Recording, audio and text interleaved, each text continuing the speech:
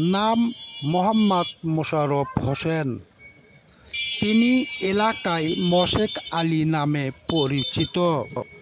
মহিষের মতো গায়ের রং কালো হওয়ার কারণে প্রতিবেশীরা তাকে মোশেক আলী নামে ডাকেন।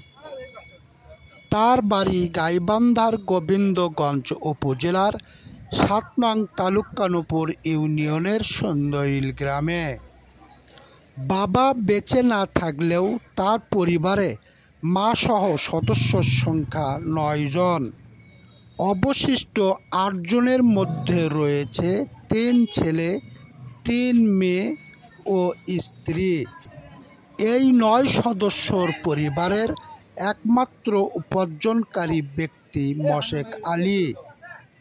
স্থানীয়রা জানান, মোশেক আলী কাটাখালী বালুয়া বাজার সহ বিভিন্ন হাট বাজারে চাপাতি ও গুল বিক্রি করে থাকেন। এ নিয়ে মোশেক আলী জানান, মোশাররফ আলী, আমার বাড়ি সন্দইল। আমি আমার সদস্য সংখ্যা ৯ জন।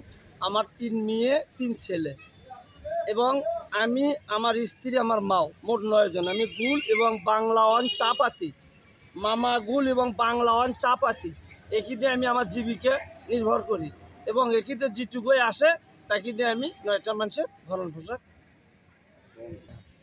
আমি বাংলাওয়ান চা বেশি, বাংলাওয়ান এই চার মানটা খুবই ভালো এবং যে কটা দোকান চালাই আরও যারা ভাইয়ারা আছে চার দোকানদার, তারা একটু আমাকে সহযোগিতা করলে হয়তো আমি আরও একটু আগে যাব।